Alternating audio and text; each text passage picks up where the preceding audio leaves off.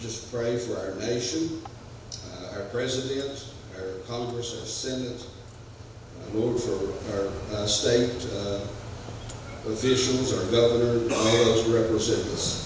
Father, we just pray that they would lead us back to you. Lord, we have memories of 2011 on this day.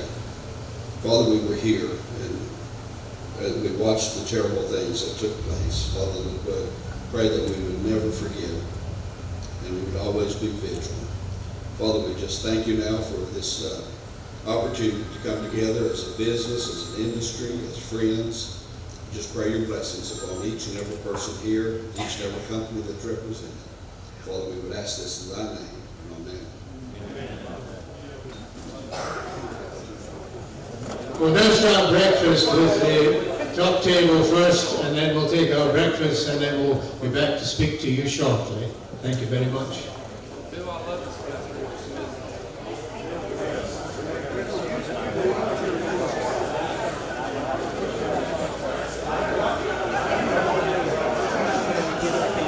Audience at the back of the room as well. Thanks very much, everyone. For those who don't know me, you can probably tell by my accent that I used to live in Bluefield. It's certainly a very great pleasure for me to welcome everyone on this first day of the show, which is always an exciting day. We're expecting around 7,000 people to attend the Bluefield Coal Show. But there is one important person missing. I refer to Charlie Peters, Mr. Coal Show. Charlie started this show in 1976, and it was an important part of his life. Sadly, Charlie passed away in May last year, and I would like all of you to join me in bowing your heads in silent appreciation of our friend, Charlie Peters.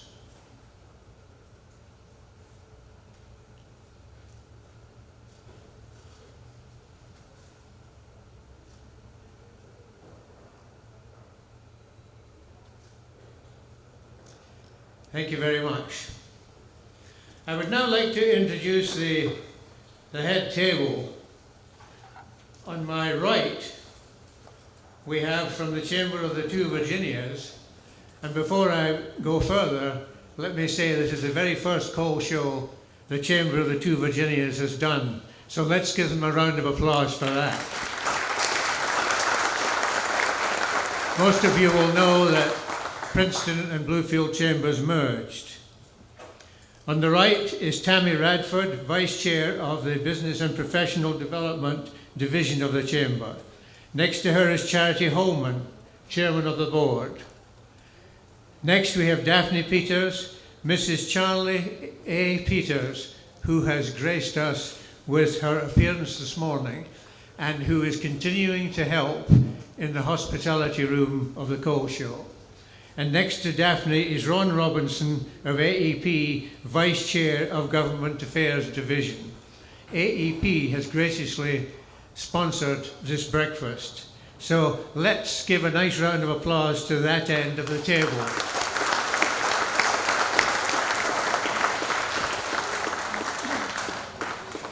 On my left, your right, is Buddy Miller, the President of Miller Interactive. Buddy produces the official directory for the show. Next to him, of course, is Bob Ramsey.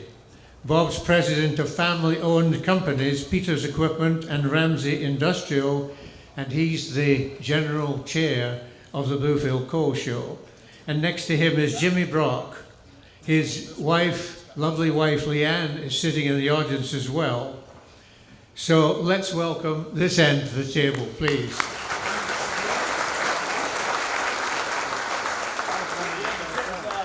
Bob told me that his brother and his dad might be here, so we hope they're enjoying the festivities as well. Our delicious breakfast this morning was prepared by the Bluefield Regional Medical Centre, let's thank the Bluefield Regional Medical Centre team for catering the breakfast. Thank you very much.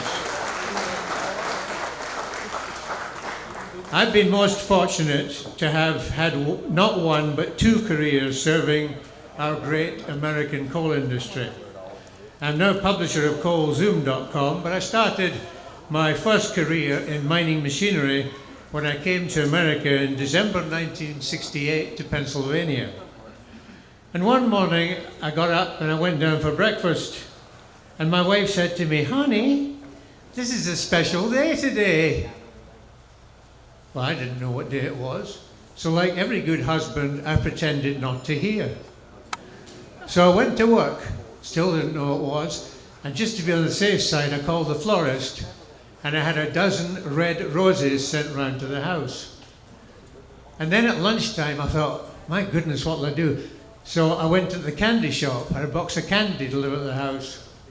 And the afternoon passed, still didn't know what day it was. So I went to the mall. On my way home, I bought a nice negligee. I had a gift wrap and I took it home and I presented it to her. I said, "Honey, have you had a nice day today?" "Oh, honey," she said, "this is the most wonderful Groundhog Day I ever had."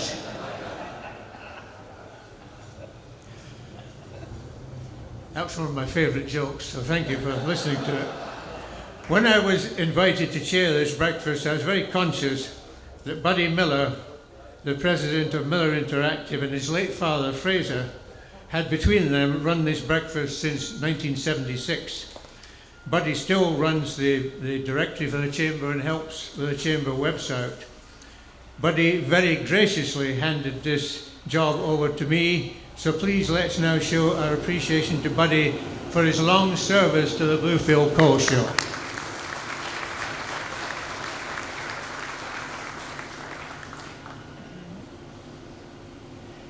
This year, we've changed the name from the Media Appreciation Breakfast to the Media and Exhibitor Appreciation Breakfast.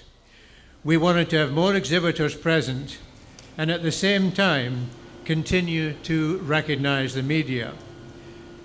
The media are the people who promote the show, and I'd like to go around the room and for the media to identify themselves. So, I hope that's not my car. So, who's here from the media? Let's start with Co-Age.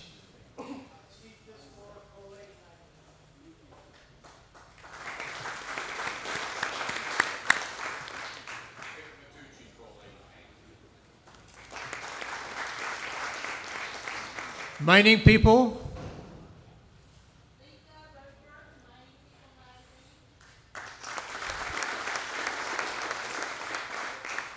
Anyone here from World Coal? Okay. Semco Publishing.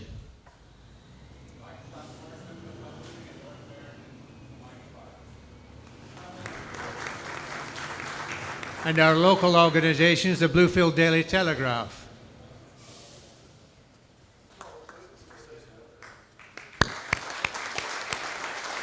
And WVVA TV. There they are at the back. Welcome. Good to see you, Frank. Anyone else that I've missed? Well, one more round of applause for everybody who promotes the Bluefield Coal Show. We'd also like to thank the many manufacturers who are here. I'd like to just single out one briefly. In 1919, Joseph Joy formed Joy Machinery Company and began to manufacture the first Joy gathering loader. That's 100 years ago, so congratulations to Komatsu, who have been celebrating their underground equipment business for 100 years. Nice round of applause for them too. We've had great support from all the manufacturers, and as you'll see, there are some wonderful displays here. So we're looking forward to getting around all these exhibits. We have many other dignitaries also in the room in public service, and we want to recognize you at the ribbon cutting ceremony at 10 o'clock. But I do want to take time to thank you for your support of our great American coal industry.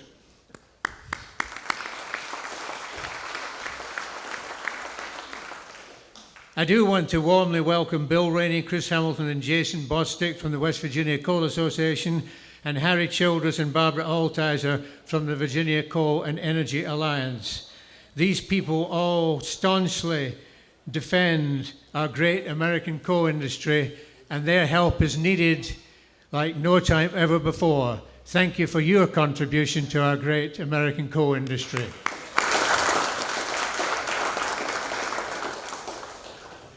Over the years, the coal industry has experienced growth, change, triumph, and challenge. Many have lost their jobs in the last few years through no fault of their own, and our hearts go out to them. Although challenged by the remnants of the war on coal and an abundance of cheap natural gas, the industry still accounts for about a quarter of the electricity in America, and there are some bright spots. Arch Coal recently announced in Barber County the new Lear South mine. It'll be a longwall mine with an investment of $375 million. They'll produce 3 million tons a year of high-vol A coking coal. Production will start in the third quarter of 2021. Consol Energy in Wyoming County, Itman Mine, with an investment of $80 million for the mine and prep plant, will produce 600,000 tons per annum of high-quality, low-vol coking coal, which will be used for blending. Production will start in 2021, and the mine will have a 25-year life. Contura Energy in Logan County has announced the Lynn Branch Mine, a $25 to $30 million investment in 25 million ton reserves. They will produce 1 to 1.2 million tons of high-vol coking coal, and they'll start production second quarter 2020. Our chairman, Bob Ramsey, told me just yesterday that Cornerstone Minerals of Princeton, West Virginia, would be hiring 200. These mines are likely to need more than 1,300 workers, and the number of workers supplying products and services to the mines, including Walmart, will total 5,200. So if you add that all up, that's 6,500 employees. So in the midst of all the challenges faced, there is some very, very good news for the coal industry. In October last year, the Chamber of the Two Virginias announced the name of the new chair of the Coal Show. As I mentioned earlier, he's also president of two family-owned companies, Peters Equipment Company and Ramsey Industrial. It now gives me the greatest possible pleasure to introduce General Coal Show Chairman Bob Ramsey.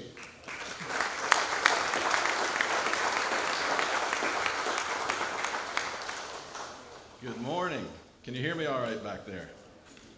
What an exciting day for the Bluefield Chamber of Commerce, the Chamber of Commerce of the Two Virginias. For our whole region, we are so excited. As you can tell, there's been a lot of work that's gone into setting up the show.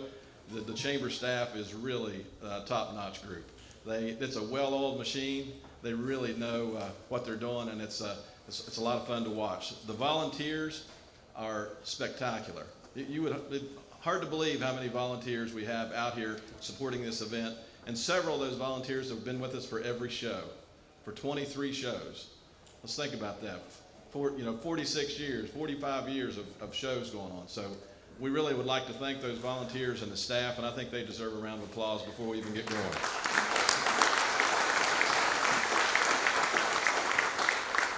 Before we roll into a short agenda, we will also want to memorialize and remember those that we've lost between now and the last show. We've talked about Mr. Peters, and we'll talk about him even a little more in a few minutes. But we've lost Nelson Walker Alvin Gross, Melvin Grubb, Marshall Miller, Jim Russell, Alan Light, the travesty of Chris Klein and his accident with David Jude and Mr. Klein's family and friends. I think we need a moment of silence for those that we've lost as well.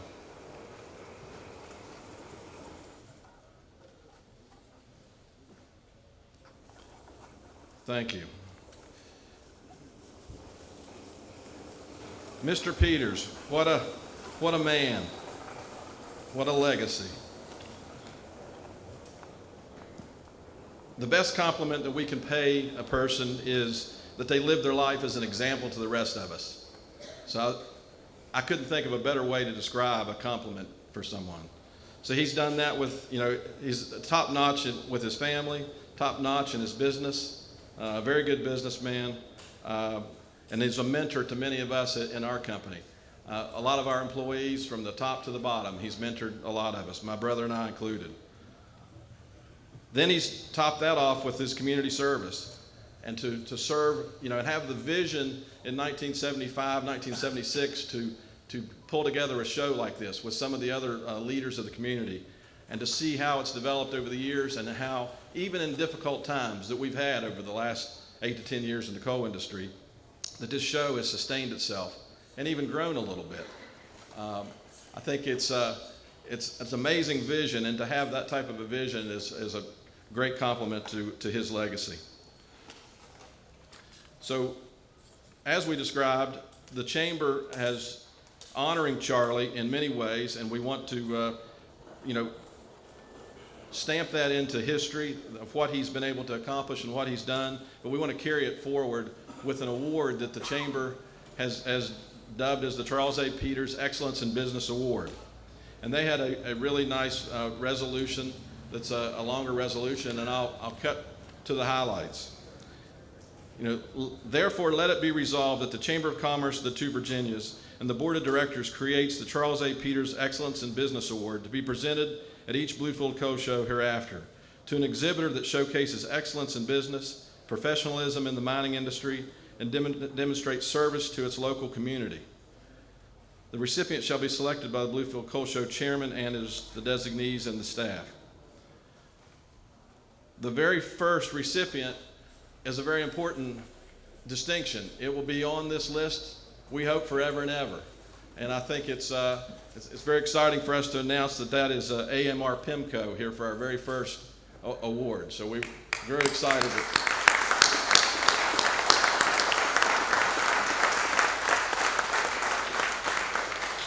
PIMCO has been a part of every show, all 23.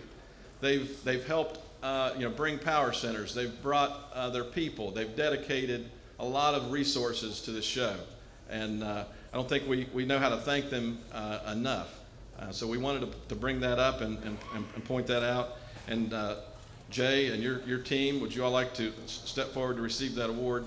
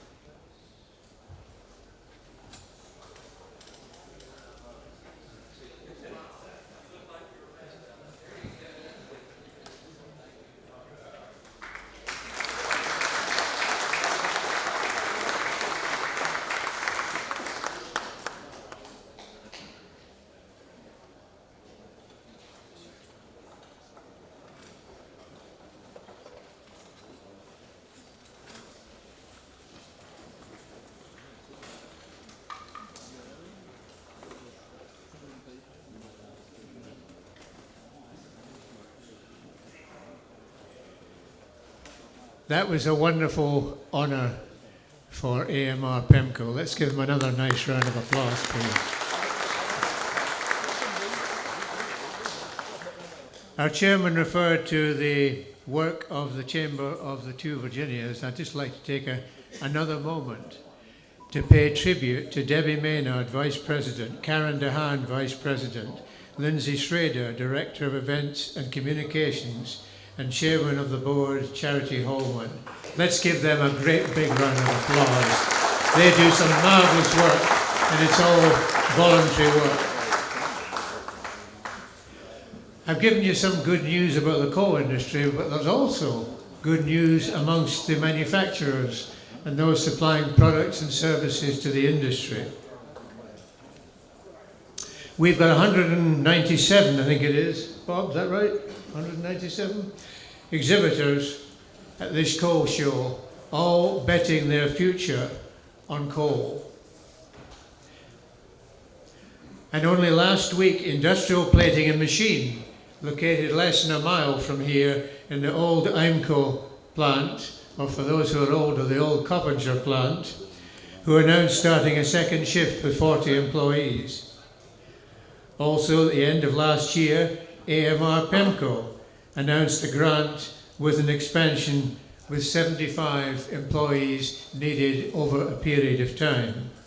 So there is indeed good news amongst coal operators and amongst those supplying products and services and those who rely on their earning from the coal industry. It now gives me very great pleasure to introduce another speaker from AMR PEMCO, to introduce our keynote speaker. I'm very, very pleased to introduce the Executive Vice President of Sales and Marketing, AMR PEMCO, Jay Johnson.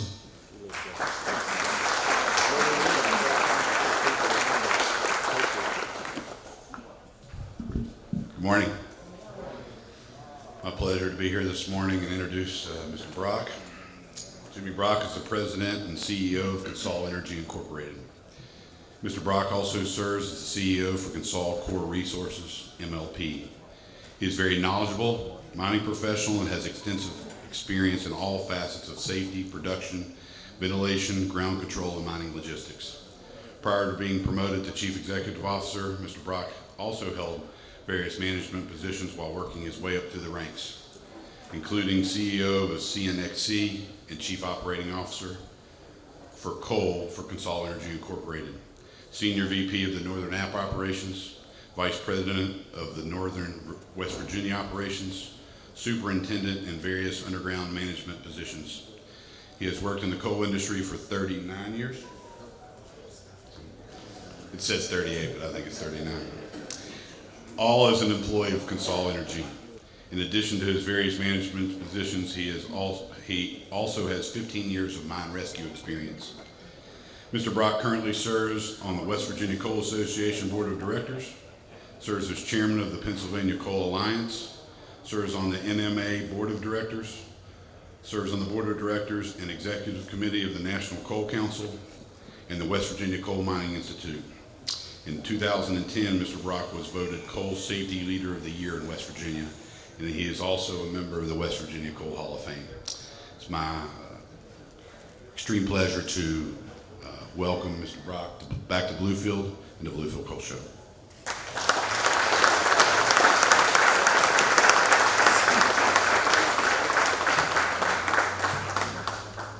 Thank you, Jay, for the kind introduction. And what a pleasure to come back and see many of my old friends that I worked down here with for years, to see a lot of the vendors and suppliers here who are critically important to our route as we move forward in this very tough industry today. But I'm here to tell you it's not all bad, and we're going to talk about some of those things. So, by the way, one of the most pleasurable things I've seen already was when we drove into the Armory this morning, all of the nice careers in coal, jobs, things posted out to come in. I often don't get those. It's the opposite. So it was great to see those coming in. I don't have a clicker up here with me, so we're going to do this the old-fashioned way. I always say next or just nod my head as we move into the presentation. So, next.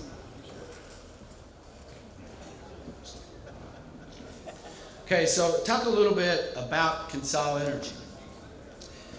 A few years ago, we spun out and created an E&P company called CNX Gas.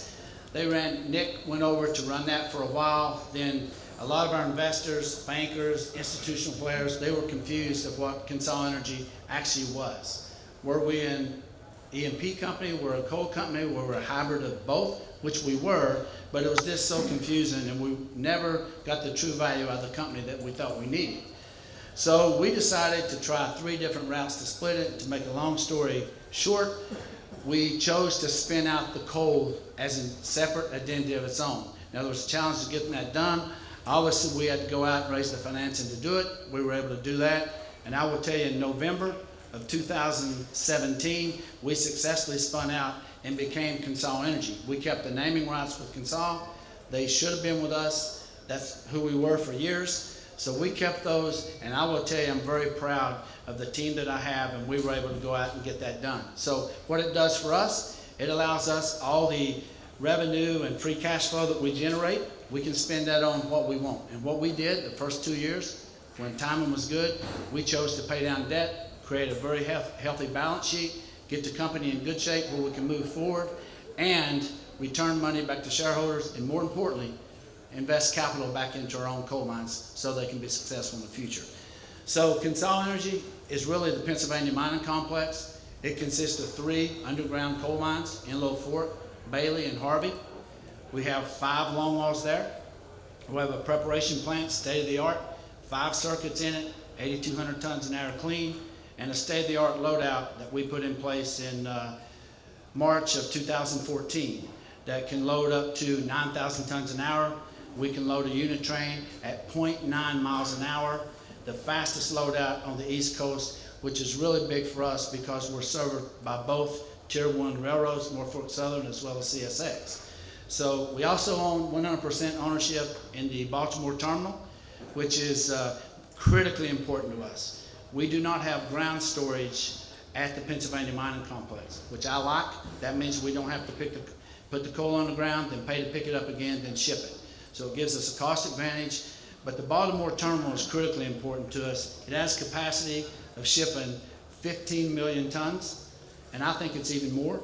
And it also has ground storage space of about 1.2 million tons. So we use that Baltimore terminal in 3 aspects. First, strategy.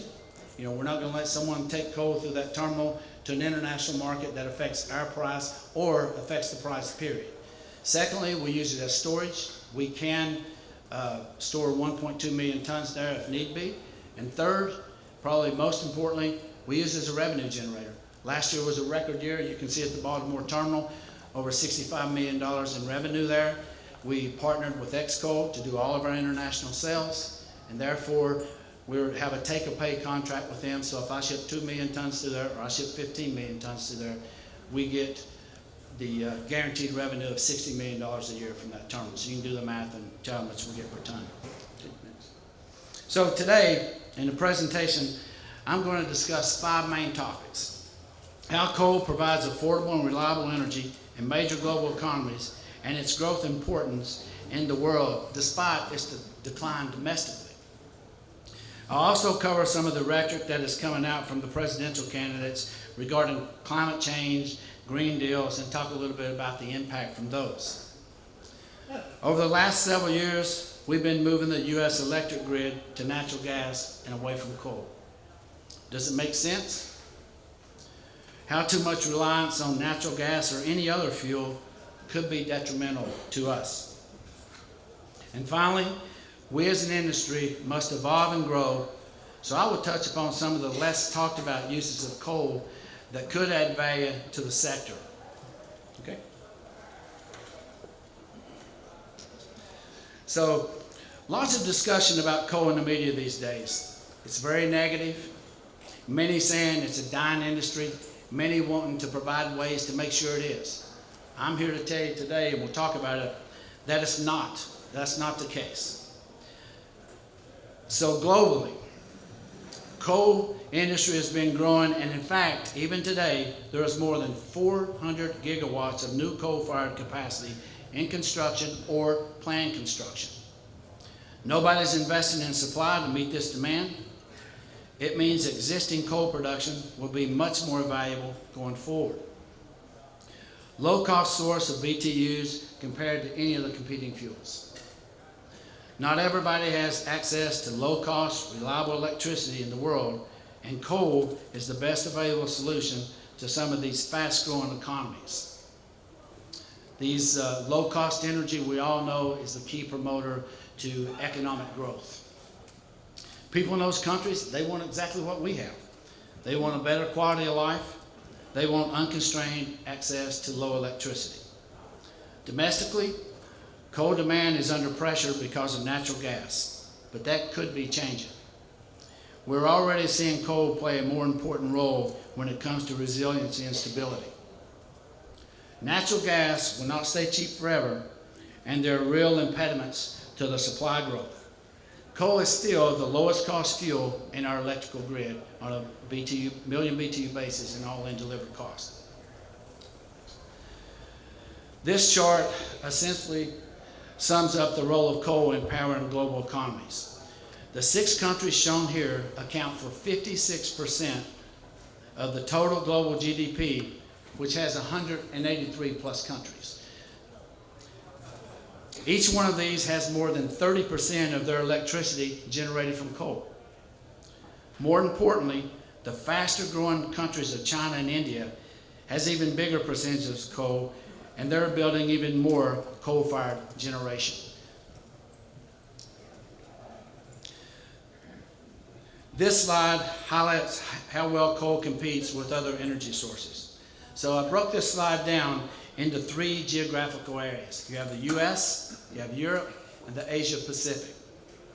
So in the US, you can see in the red there that the Northern App coal spot prices are less than $2 per million BTU when compared to the Henry Hub spot and the WTI crude, which are north of $2 and $9 per million BTU respectively.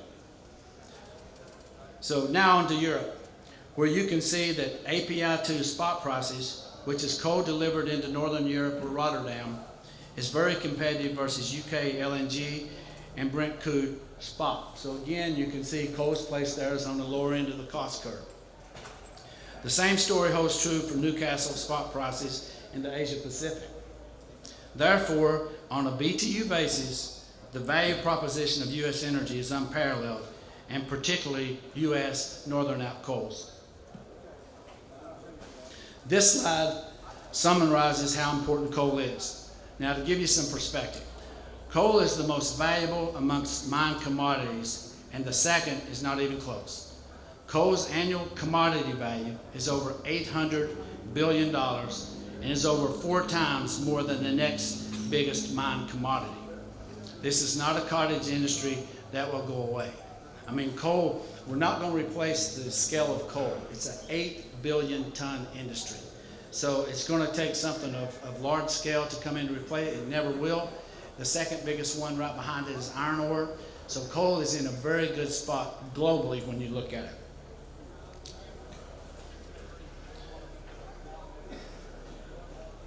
So while many in the media are talking about the demise of coal, it is totally untrue.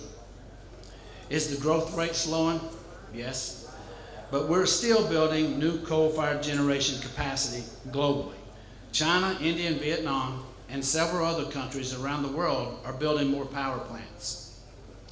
Their electricity demand is expected to grow along with their economies, and to jumpstart that growth, they need access to affordable energy. Coal will provide that for them. 111 gigawatts of coal-powered plants currently under construction and to be commissioned by 2024. Another 300 gigawatts are being planned. For comparison, the US has only 279 gigawatts of installed coal capacity. There are several more power plants that are under proposal stages.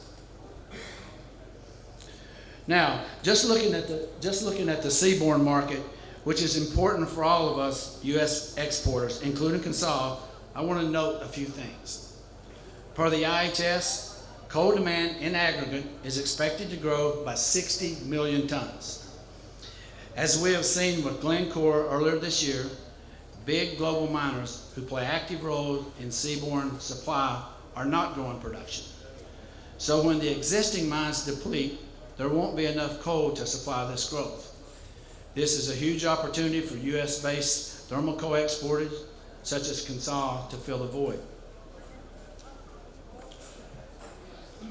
To tie the last few slides together, this slide further highlights coal's importance in the global power generation. Despite coal-fired generation declining 40% domestically since 2001, coal-fired generation has increased 78% over the same time period globally. It is also worth mentioning that global coal's share of electricity generation has held flat at that 38% number you see on the bottom there since 2001. So new coal-fired generation has been keeping pace with renewables and natural gas bills around the world. The reason we have these conflicting trends in the U.S. compared to the rest of the world is regulations. Due to the onslaught of regulations and subsidies for renewables, we have restricted innovation and driven capital to competing resources. As a result, domestic coal is struggling to compete.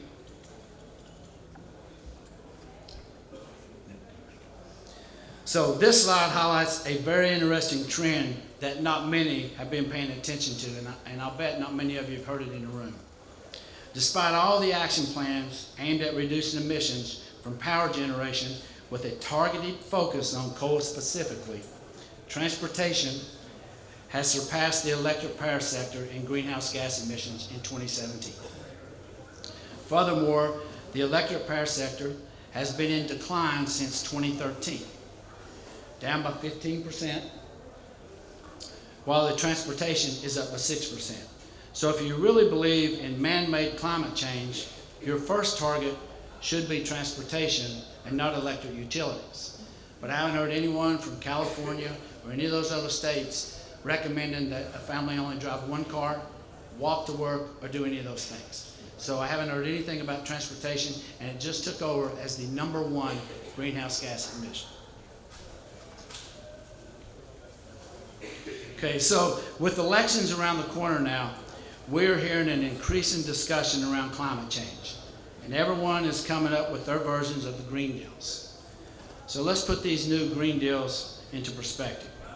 The U.S. accounts for 15% of global CO2 emissions from fossil fuel combustion. Of that 15%, coal accounts for 24%, the lowest amongst all fossil fuels. Now, based on that math, U.S. CO2 emissions from coal combustions account for only 3.6% of global CO2 emissions. If you include natural gas as 31%, that equates to 8.3% of global CO2 emission from coal and natural gas combustion. According to Wood Mackenzie, the transition to a 100% renewable U.S. power grid will need a $4.5 trillion investment over the next 10 to 20 years. That's a big number, which will be used to replace the existing electricity infrastructure we already have with renewables. The same amount could be used to improve our education system, our healthcare system, or other more productive uses. It would even fund our country's $1.5 trillion in student loan debt 3 times over. Next. So let me get back to the U.S. now and talk about the interplay between coal and natural gas. This is one of the issues that weighs on the U.S. coal industry: available, cheap natural gas. So U.S. gas production has increased about 50% in the last decade, driving prices lower. Now fundamental gaps are emerging that could impact the future price of natural gas. There are various challenges on the supply side, and we're becoming more reliant upon an unstable industry, which I will discuss in the next slide. On the demand side, we're also becoming more reliant on this unstable industry. We're building new gas-fired capacity, LNG plants, and chemicals. If there's a supply disruption or slowdown, we will need to divert natural gas from the electric grid to these demand drivers. Storage capacity is largely unchanged. So rising demand increases the volatility due to the limited size of the buffer. That means higher prices in the peak season. Furthermore, if you listen to earnings calls of the E&P companies, their investors are now calling for return on capital rather than production growth. This is all a very good setup for a price squeeze in natural gas and thus eventually coal.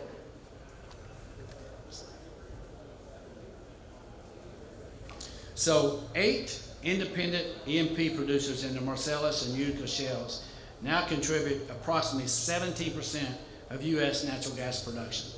So that's a 42% increase from the 2013 levels. In contrast, with the glut of additional production over the past 5 years, the market cap of these producers has fallen by 77%. That means their shareholders no longer have the same belief in the business model as they used to have before. The reason for that is the producers are not generating sustainable rates of return.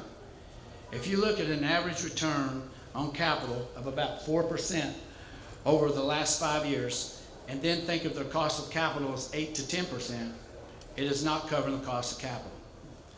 So if you listen to the conference calls of these companies, you will realize that their shareholders are asking them to cut CapEx and return capital to them through either share buybacks or instituting dividends. The E&P sector has already seen several bankruptcies in the last 2 years, and that trend could continue given that they have close to $150 billion of debt coming due over the next 3 to 4 years. So how would you, as a consumer of electricity, feel about basing your future on an industry whose sustainability is being questioned by their own shareholders? So on the transportation side, and this is an interesting slide. It is also becoming difficult to connect the supply and the demand sides. This slide just summarizes the factors leading to an over 2-year delay on the Atlantic Coast Pipeline, which I'm sure all of you have heard. The Atlantic Coast Pipeline is 600 miles of underground pipeline, originated in West Virginia, travels down through Virginia with a ladder going over to the Chesapeake and then down into the Carolinas. It's basically funded by 4 major energy companies: Duke, Dominion, Piedmont, and Southern Company. Similarly, you have the Mountain Valley Pipeline is getting delayed as well. That's 303 miles from northwest West Virginia to southern Virginia. Estimated CapEx to build that pipeline was $4.6 billion. Mon Valley Pipeline has secured firm commitments for full capacity of the pipeline under 20-year contracts. So if it's at full capacity, there shouldn't be nothing else going in it. And as they're getting these delays, and they're not just delays from FERC or the commissions or states, they're also delays from environmentalists and people who go out and just want to stop the construction of the pipelines. Because if you've seen some of it, it is pretty destructive. I mean, they have miles and miles of that pipeline going, so you can expect more delays as that comes about. So how can utilities rely on emerging gas supply if there are no pipes to connect it? Permitting is getting very challenging. We saw this play out in the 2018 bomb cyclone, which really highlighted the reliability that coal offers. You know, we called that a bomb cyclone. It was from December 27th to January 9th, I believe. I call it winter. It was cold. It's supposed to be cold in the winter. So what happened during that time period? I can tell you in the PJM, which services 65,000 customers, the incremental kilowatt hours needed per day was 1,400. That's what they needed to serve during those cold times. Coal supplied 57% of that, followed by oil at another 23%, I think. And then natural gas didn't show up. It was like 1 or 2%. So my point is, I heard Bill talk about this morning, I've heard other people talk about the coal may fall as low as 25% or maybe even lower. But that's on an annualized basis. I will tell you, in times of high demand, coal is always above 40 because it's there, it's on the ground, it's stored, and it's available to get. So during that time period there, for an example, natural gas, it didn't have a big spike. What it did have, by the way, is a big spike in price. It was over $96 an MCF.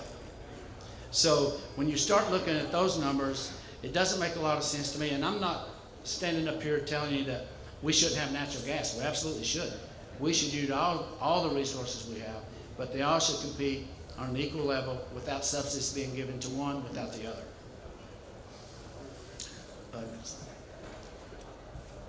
So coal pricing is much steadier, and if you look at the trend over the last 3 years, cost of coal delivered has held steady while natural gas and other fossil fuels have increased significantly. You can see that on the bottom, you can see it on the top with both regulated and unregulated utilities.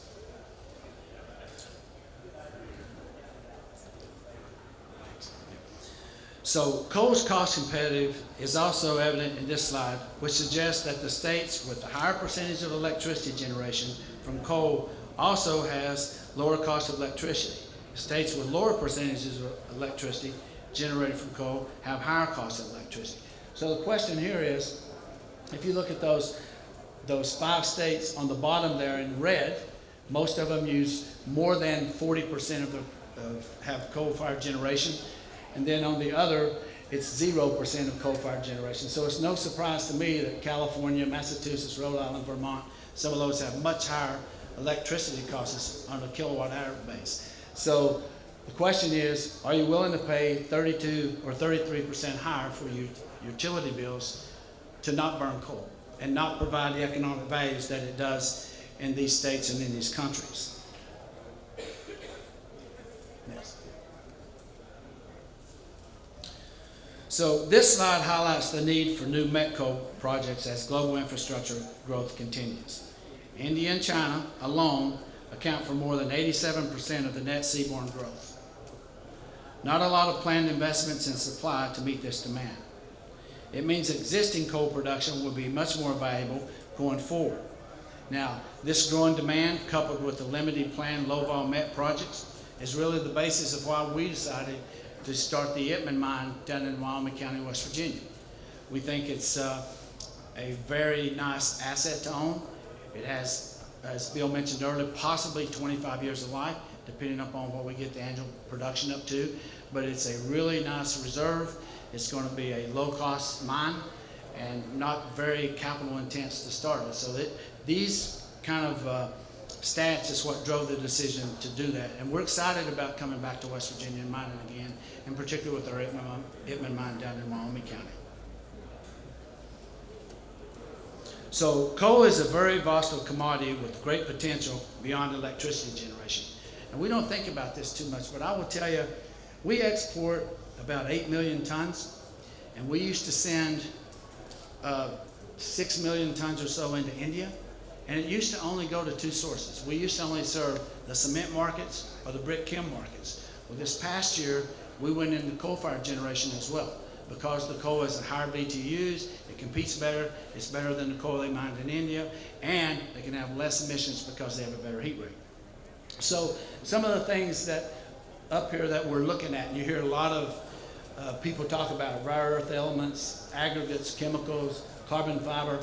I can tell you that we have announced it. We've partnered with 2 universities to look at carbon foam and look at some composites. Now, this will never be in the scale we need to keep coal mining in the U.S.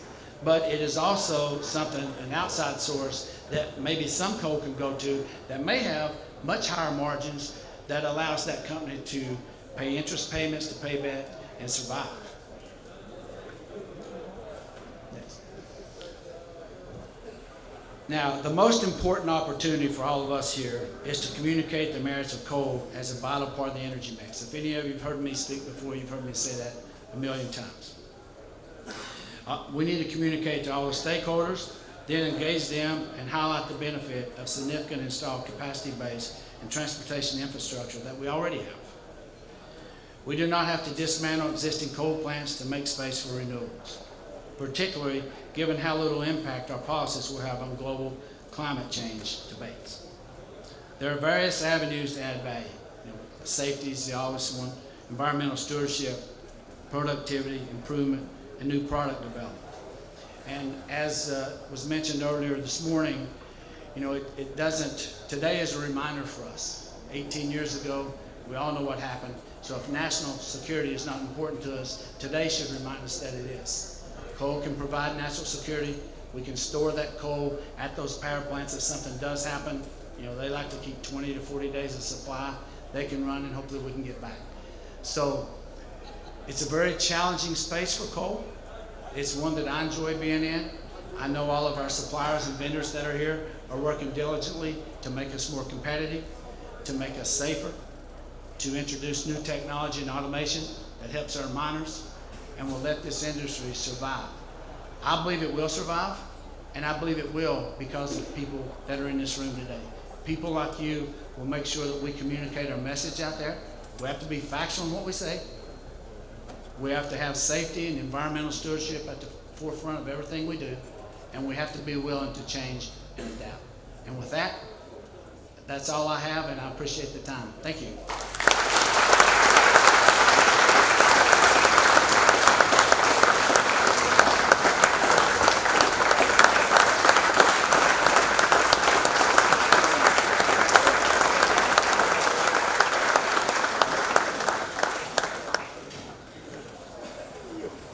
Thank you very much, Jimmy. I would like to take the opportunity of asking the first question. We have plenty of time for a few questions. The Pennsylvania mine complex is a world-leading operation and comprises Bailey, Enlow Fork and Harvey mines. I've had the pleasure of being underground at Bailey and Enlow Fork on numerous occasions over the years. Bailey started in 1982, I believe, Jimmy. I wonder if you could tell us the differences in the layouts of the mines and the equipment with the Bailey mine starting in 1982 and your operations today. Only Bill Reed, right? So if I think about that, we actually started the Bailey complex, the development started in 1982. We started longwall in 1985. We brought the Harvey longwall mine online in March of 2014. If I had to say the biggest difference today, it's probably technology, equipment, and manpower. So if you look at back in 1985, my guess is, and I don't know this number to be exact, so don't quote me on it, but my guess is we were somewhere around 4 to 5 tons per employee man hour. And if you look at us today, we're close to 8 tons per man hour. So I think obviously bigger equipment. Now bigger's not always better, and we learned that the hard way. But that was one thing. The other is technology, and the other is the people skills that we have, that we've developed over the years, and emphasizing to people that we want to be safe, so their parents, grandparents will allow them to come into the coal mines and we can have those type of employees. I think we've got time for one more quick question for Jimmy, if there is. And if not, Jimmy Brock, thank you very much indeed.